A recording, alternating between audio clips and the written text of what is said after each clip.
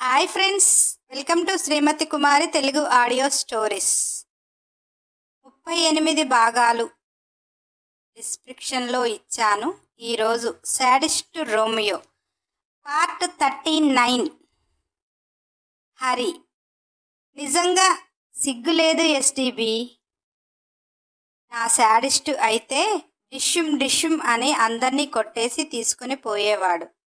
మీకైతే ఒకటే పని వచ్చు అనుకుంటూ తన రూంలోకి పోయింది.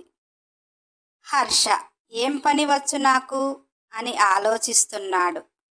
హర్ష అంతరాత్మ ఏమొచ్చు అంటే అమ్మాయిలతో ఎంజాయ్ చేయటం తప్ప ఏమీ రాదు అని అర్థం రా పిచ్చి ఎదవ అనగానే, హర్ష, అలా ఏమీ లేదు. శ్రీనిధి అంటే నాకు ప్రాణమే, కానీ ఏం చెయ్యను?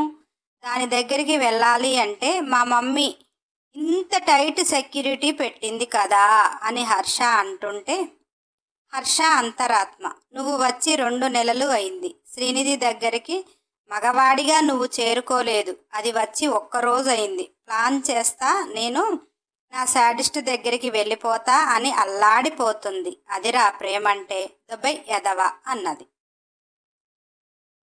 హర్ష మొహం చిన్నబుచ్చుకొని, ఇక్కడ నుంచి ఎస్కేప్ అవ్వటం అంటే అంత ఈజీనా? మా మమ్మీకి డ్రగ్స్ స్ప్రే చేసినట్టు ఉంటుంది అనుకుంటుంది బంగారం. బయట దున్నపోతుల్లా ఉన్నారు, వాళ్ళని ఎలా డీల్ చేస్తుంది? ఈ పిచ్చి బంగారానికి తెలియటం లేదు. ఏమోలే, ఏదో చేస్తుంది అంటుంది కదా. ఒకవేళ సక్సెస్ అయితే బయటపడతాము కదా, రెస్ట్ తీసుకుంటా అని మూసుకొని వెళ్ళాడు. హరి పాప రూమ్లోకి వచ్చింది. బాగా థింక్ చేస్తుంది. నా శాడిస్ట్ని నేను చేరుకోవాలి. నేను ఇక్కడ ఉన్నట్టు పాపం శాడిస్ట్కి ఎలా తెలుస్తుంది? తెలిస్తే ఆ బయట ఉన్న దున్నపోతులను తుక్కుమాడ కొట్టి ఎత్తుకొని మరీ తీసుకొని పోతాడు. అమ్మో, అయినా నేను నా శాడిస్ట్ని వదిలిపెట్టి ఉండలేను. నేనేదో ఒకటి చేయకపోతే ఆ స్వప్నిక నా శాడిస్ట్ని ఏదో ఒకటి చేస్తుంది. నా శాడిస్ట్ పక్కన నేను ఉంటేనే నా శాడిస్ట్ని అలా టెంప్ట్ చేసింది. నేనున్నాను కాబట్టి ఆ టెంప్టింగ్ అంతా నాపై ప్రేమగా చూపించాడు. అదే లేకపోతే అని ఆలోచిస్తూ, బాబోయ్ నేను వెళ్ళిపోతాను అని ఆ దున్నపోతులను ఎలా డీల్ చేయాలి అని తెగ ఆలోచించింది. విరాట్ ఒకసారి హరితో అన్నమాట గుర్తొచ్చింది. వారిద్దరి ఏకాంత వేళ, శాడిస్టు, నీ టాలెంట్కి నీ మనస్తత్వానికి నిజంగా నేను అదృష్టవంతురాలని కాబట్టి నేను పొందాను, కానీ నీకు అవసరం లేదు కదా, ఎందుకలా నువ్వు నన్ను అంతలా కోరుకుంటున్నావు అన్నది. విరాట్ హరికి చక్కిలిగింతలు పెడుతూ, ఎంతటి మగవాడైనా కాంతాదాసుడేనే నా సుందరి అంటూ పాపను మురిపించి మైమరపించి చాలా ముద్దు చేశాడు. అది గుర్తొచ్చి, ఓ, ఈ దున్నపోతులను ఎలా డీల్ చేయాలో అర్థమైంది అని పాప అస్సలే ముద్దుగా బొద్దుగా తెల్లగా కుందనపు బొమ్మలా ఉందేమో. అక్కడ కబోర్డ్లో మొత్తం చూసింది. లిల్లీ పాప హర్షాన్ని పడగొట్టడానికి రకరకాల ప్రయత్నాలు చేయటానికి మంచి మంచి శారీస్ తెచ్చుకుంది. అందులో మగవాడిని టెంప్టింగ్ చేయటానికి కొన్ని కలర్స్ ఉంటాయి. హరి లైట్ పింక్ కలర్లో ఉన్న శారీపై బ్లాక్ బూటీస్తో స్టోన్ వర్క్తో ఉన్న శారీ ఒకటి తీసింది. స్లీవ్లెస్గా బ్లాక్ బ్లౌజ్, ఓన్లీ పింక్ పైపింగ్తో ఉందేమో. అబ్బా, ఆ చీర ఆ బ్లౌజు హరిపాప కట్టుకుంటే చీరకు మాత్రం భలే అందం వచ్చింది. పాప మాత్రం స్వప్న సుందరిలా ఉంది. తన హెయిర్ మొత్తం లీవ్ చేసి 1 సైడ్ ఫంక్ తీసి టిక్ టాక్ పిన్ ఒకటి పెట్టి అక్కడ ఒక గులాబీ పెట్టింది. లైట్గా మేకప్ వేసింది. పింక్ కలర్ లిప్టిక్ రాసింది. బ్లాక్ కలర్ బిందీ పెట్టింది. లైట్గా కాజల్ అప్లై చేసింది. తన కనుపాపలు మస్కరా కొట్టకపోయినా బాగుంటాయి, కానీ బ్లాక్ షైనింగ్ రావటానికి టచ్ అప్ చేసింది. దాన్నే లైట్గా ఐబ్రోస్కి టచ్ చేసింది. అలా చేయటము తనకి ఇష్టం లేదు, కానీ మగవాణ్ణి టెంప్టింగ్ చేయాలి అంటే ఆ మాత్రం ఉండాలి అనేది తనను ఒకసారి చూసుకొని మేకప్ చెరిగిపోకుండా మేకప్ స్ప్రే కొట్టేసి పెర్ఫ్యూమ్ మాత్రం మెలోడీని ఫుల్గా యూజ్ చేసింది. ఆ స్ప్రేని తనే ఆస్వాదిస్తూ టైం చూసింది, బయటికి వచ్చింది. హర్ష డోర్ తట్టింది. హర్ష బయటికి వచ్చి హరిని చూసి దబేల్న కింద పడ్డాడు. బిత్తిరివాడిలా చూస్తూ బంగారం అని గుటకలు మింగుతూ, ఇక్కడ విరాట్ కూడా లేడు కదా బంగారం, ఎవరిని టెంప్టింగ్ చేయటానికి ఇలా రెడీ అయ్యావు అని వణుకుతున్న గొంతుతో అడుగుతుంటే పెద్ద రోకలి వంటి కర్రని హర్షకి చూపిస్తూ, దీన్ని మీరు పట్టుకొని రెడీగా ఉండండి, ఒక్కొక్కడిని తీసుకుని వస్తా, పిచ్చ కొట్టుడు కొట్టేయండి, బలం కొద్దీ కొట్టాలి అంటుంటే హర్ష, ఒకడిని కొడితే మిగిలిన వారు మన మీదికి వస్తారు బంగారం అని అంటుంటే హరి, మీ పేస్కి అందరినీ మీ మీద పడేలా తీసుకురాను, ఒక్కొక్కడిని తీసుకుని వస్తాను, మీరు కూడా వాడికి కనిపించకుండా వెనక నుంచి కొట్టండి, మీరు ఎలాగూ ముందు నుంచి కొట్టలేరు అని నాకు తెలుసు, కానీ పదండి అన్నది. హరి స్టైల్గా కొంగు ఊపుకుంటూ నడుస్తుంటే హర్ష అంత పెద్ద కర్ర మొయ్యలేక, ఇంత పెద్దది ఎందుకు బంగారం, కొద్దిగా చిన్న కర్ర అయినా కాని కొట్టవచ్చు కదా అంటుంటే హరి, ఇదిగో ఎస్డిబి, ఆ కర్రని కూడా మొయ్యలేకపోతే మా అక్కని నువ్వు పెళ్లి చేసుకోలేదు, కానీ అయినా నీతో డైవర్స్ ఇప్పించేసి మా అక్కకి ఈ కర్రను మోసేవాడిని ఇచ్చి పెళ్లి చేస్తా అన్నది. హర్ష నోటి మీద చెయ్యి పెట్టుకొని తర్వాత తల గోక్కొని చేసినా చేస్తుంది అని తనలోని వీరత్వాన్ని బయటికి తీసుకుని వచ్చి, లేదు బంగారం, ఈ కర్రతో నేనే కొడితే ఒక్క దెబ్బకి వాడు దెబ్బకు అయిపోవాలి, మీ అక్కకి వేరే పెళ్లి చేస్తా అనే డెసిషన్ మాత్రం తీసుకోకు అంటూ ఇద్దరు మెల్లిగా బయట డోర్ దగ్గరికి వచ్చారు. మొత్తం 10 మంది ఉన్నారు ఇంటి చుట్టూ, లెక్క పెట్టుకున్నది. హరి, ఎస్టీబీ సింగిల్గా తీసుకుని వస్తాను, ఒకరికి తెలియకుండా ఒకరిని నువ్వు మాత్రం ఒకటే దెబ్బకి వాడిని బజ్జో పెట్టాలి, లేదంటే రెండో దెబ్బకి వాడికి ఛాన్స్ ఇచ్చావంటే ఆ దెబ్బ నిన్ను వేస్తాడు, నీ ఇష్టం అంటూ ముందు వెనక భాగాలకి వెళ్ళారు. హరి పాప ఒకతే ఎవరో ఫోన్ మాట్లాడుతుంటే కాస్త దూరంలో ఉంటే అతనికి ఎదురుగా పోయి తన నడుము అందాలను చూపిస్తున్నట్టు వయ్యారంగా చేతులు పైకి పెట్టి నిలుచుంది. వాడు మాట్లాడే ఫోన్ కింద పడిపోయింది. ఆకాశంలో చందమామ కంటే అందంగా కనిపిస్తున్న హరిని చూస్తూ నోరు తెరిచి సొల్లు కారుస్తూ హరి రారా అని పిలుస్తుంటే ట్రాన్స్ కొద్దిగా పక్కకి వచ్చాడు. అక్కడ ఉన్న హర్ష వాడిని బలంగా ఒకటి కొట్టాడు. ఒకటి పని అయిపోయింది. ఇద్దరు హైఫై ఇచ్చుకొని ఇలా 5గురిని 6గురిని హర్ష కొట్టాడు. అప్పటికే పాపం అతని ఎనర్జీ అయిపోయిందేమో, ఆ కర్ర మొయ్యలేకపోతున్నాడు. అలా ఇంకొక 2 ఉన్నారు అనగా హర్ష కొట్టలేకపోయాడు. వాడు ఇంకొకరిని కేక వేస్తూ హర్ష మీదికి వస్తుంటే హరి అక్కడ పెద్ద బండరాయి ఉంటే తీసి వాడి నెత్తిన వేసింది. వాడు అరవకుండా పడిపోయాడు.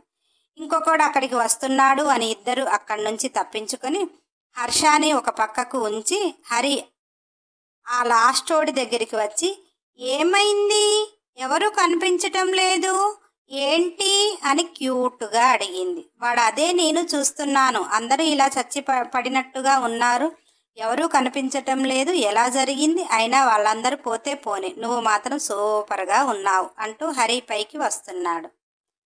హరి వెనకకు అడుగులు వేసుకుంటూ, ఏంటండి అలా వస్తున్నారు, నాకు భయంగా ఉంది అంటుంటే వాడు ఆల్రెడీ హరిని అంబులెన్స్లో ఎక్కించుకొని వచ్చినప్పుడే హరి అందాలకు గుటకలు మింగాడు.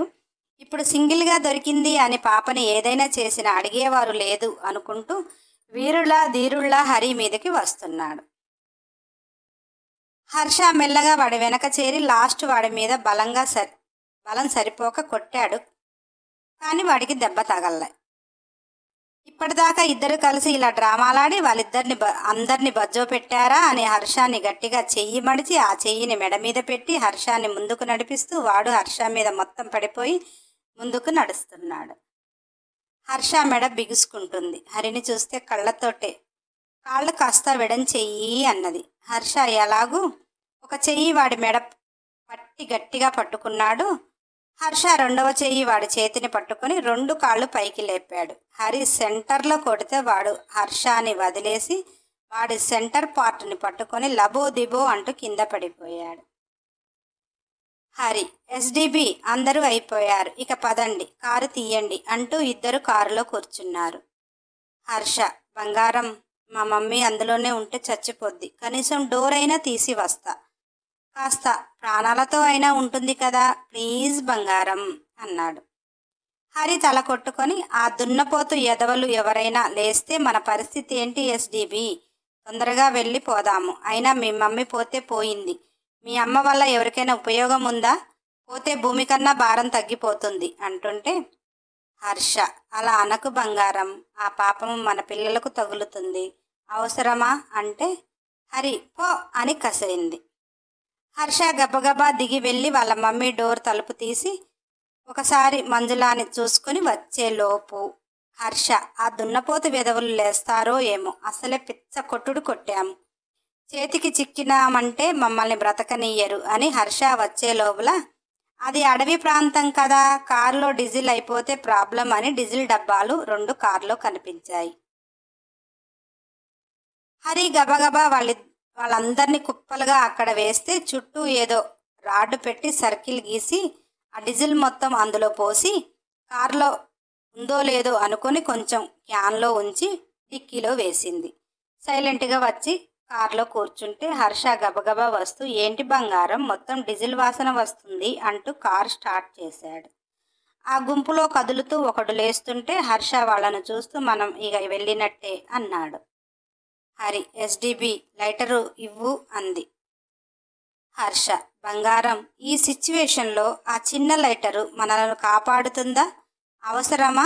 అమ్మ కోసం వెళ్ళి ఇరుక్కున్నాము అని బాధపడుతుంటే, హరి హర్ష జెర్కీలో లైటర్ తీసింది. నువ్వు స్టార్ట్ చెయ్యి అన్నది. హర్ష వాళ్ళ ఫోన్ ఇవ్వరు బంగారం అంటుంటే వాళ్ళు 2-3 కోపంతో పౌరుషంతో లేస్తున్నారు.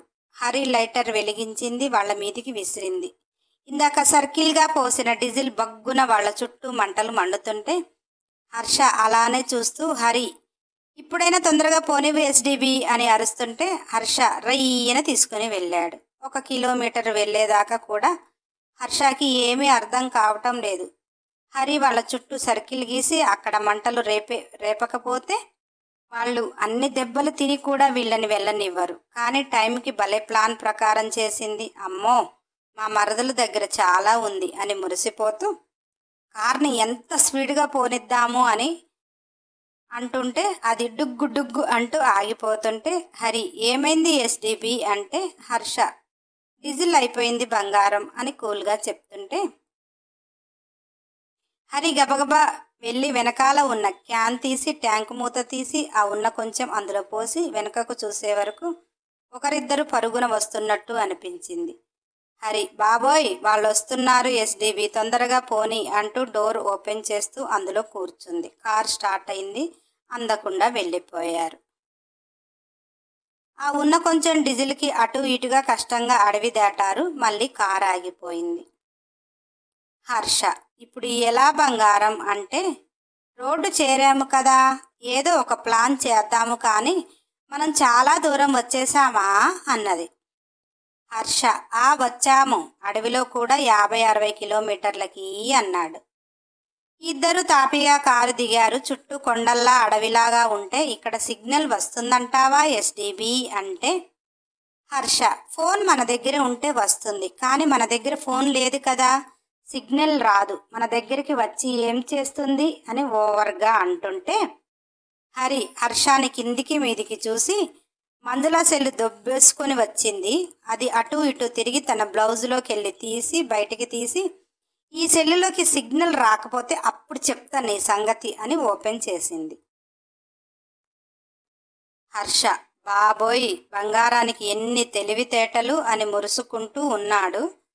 హరి విరాట్కి ఫోన్ చేస్తుంది. విరాట్ ఆ నెంబర్ చూస్తూ, కొత్త నెంబర్, ఇప్పటిదాకా సితారా సెల్లు నుంచి మంజులాకి చేశారు కదా, కాస్త నెంబర్ గుర్తుపట్టి కన్ఫర్మ్ చేసుకుని భరద్వాజ్తో, డాడీ, మంజులమ్మ ఫోన్ చేస్తుంది, నేను మాట్లాడనా, మీరు మాట్లాడతారా అని అంటే, భాస్కర్ కోపంతో రగిలిపోతూ, నేను మాట్లాడతారా, హరికి ఏమన్నా కావాలి, దాన్ని జుట్టు పట్టి గోదాట్లో ముంచేస్తా, ఏమోలే అని ఊరుకుంటుంటే బాగా రెచ్చిపోతుంది, ఇన్ని రోజులు పోనీ అని బ్రతకనివ్వు అనుకున్నా, ఇక నేను సహించను, హరి తల్లికి ఏమైనా కావాలి అప్పుడు చెప్తా అని ఫోన్ లిఫ్ట్ చేసి అవతల ఎవరు మాట్లాడుతున్నారో కూడా తెలియకుండా భరద్వాజ్ ఊగిపోతూ, ఒసై మంజుల, అప్పుడు డ్రామాలాడి నా నుంచి విడిపోయినప్పుడు వదిలేసినంత ఈజీగా ఇప్పుడు వదిలేస్తాను అనుకున్నావా, నా హరి తల్లికి ఏదైనా ఇంచు మార్కు తన ఒంటిపై కనిపించినా కానీ నిన్నైతే చీరేస్తా అని మంజుల అనుకొని పిచ్చి పిచ్చిగా తిట్టెడుతున్నాడు. హరి బుర్ర గోక్కుంటూ, మా మావయ్య గారికి ఇప్పుడు వచ్చినాయా తెలివితేటలు, ఎప్పుడో 2 పీకి ఇంట్లో కూర్చోబెడితే అయిపోయింది, ఆవిడగారు అంతా రెచ్చిపోకపోదును కదా అనుకుంటూ, మావయ్య నేను హరిని అన్నది. భరద్వాజ్, అమ్మా బంగారం, ఎలా ఉన్నావు తల్లి? ఆ మంజుల రాక్షసి నిన్నేమైనా అన్నదా చెప్పు తల్లి, దాన్ని మనం గోల్డ్లో యూజ్ చేసే యాసిడ్ ద్రావకంలో ముంచి చంపేస్తా అని అంటున్నాడు. హరి, మీరిప్పుడు కాదు మావయ్య, ఎప్పుడో చేసి ఉండాల్సింది, కనీసం ఎస్డిబి అయిన కొన్ని తెలివితేటలు వచ్చేవి, మరి ఒకటే పని నేర్పించి దద్దిలాగా చేసింది అని అంటుంటే, హర్షకి సిగ్గుగా అనిపించినా నా మరదలే కదా అన్నది, ఏం కాదులే అని దులిపేసుకున్నాడు. హరి, మావయ్య మేము సేఫ్గానే బయటపడ్డాము, కానీ ఈ సెల్లులో ఛార్జింగ్ కూడా లేదు, నేను లొకేషన్ పెడతా, మీరు రండి, ఈ లోపల ఏదైనా వెహికల్ వస్తే లిఫ్ట్ అడిగి మీకు ఎదురుగా వస్తాము అంటూ చెబుతూనే లొకేషన్ షేర్ చేసింది. మావయ్య శాడిస్ట్ ఏం చేస్తున్నాడు అని ప్రేమగా అడిగింది. భరద్వాజ్ ఏదో చెప్పే లోపల హరి సెల్ స్విచ్ ఆఫ్ అయింది. హరి సెల్లును చూసి నేలకేసి కొట్టాలి అనిపించింది. నా శాడిస్టు ఎలా ఉన్నాడో ఏమో, అయినా నేను సేఫ్ అని చెప్పాను కదా, కంగారు తగ్గించుకుంటాడులే. నేనే ఒక మాట మాట్లాడితే నా మనసు హ్యాపీగా ఉండేది, ఏంటో ఏందో నా శాడిస్ట్ని చూడక 2 days అని బాధపడుతూ ఉంటే హరి అంతరాత్మ, 2 సంవత్సరాలు ఎలా ఉన్నావే, అప్పుడంత బాధపడుతున్నావు అంటుంటే, హరి అప్పుడంటే సంసార సరిగమలు శాడిస్టు ఎక్కువ నేర్పలేదు, ఆ మధురిమలు రుచి చూశాక నేను ఉండలేకపోతున్నా, నా శాడిస్టు కూడా అలాగే అయితే. స్వప్నిక, అమ్మ బాబాయ్, నా శాడిస్టు ఎవరి వలలో పడకుండా చూడు స్వామి అని దండం పెట్టుకుంటూ రోడ్డెక్కింది. అటు ఇటుగా బాగా చీకటి పడుతుంది. రోడ్డుపై పాపం ఇద్దరిని ఎవరు చూసినా వెహికల్స్ అయితే ఆపటం లేదు. హరికి విసుగు వచ్చి, ఎస్డిబి నువ్వు కాస్త ఆ చెట్టు చాటున ఉండు, ఏదో ఒక వెహికల్ చచ్చినోడు ఆపాక నిన్ను పిలుస్తాను, ఆడపిల్లకి పక్కన మగవాడు కనపడితే ఒక్క ఎదవ కూడా లిఫ్ట్ ఇవ్వడు, అదే ఒక్కతి ఉంటే సొల్లు కార్చుకుంటూ సడన్ బ్రేక్ వేస్తారు అని హర్షాన్ని పక్కకి పంపించింది.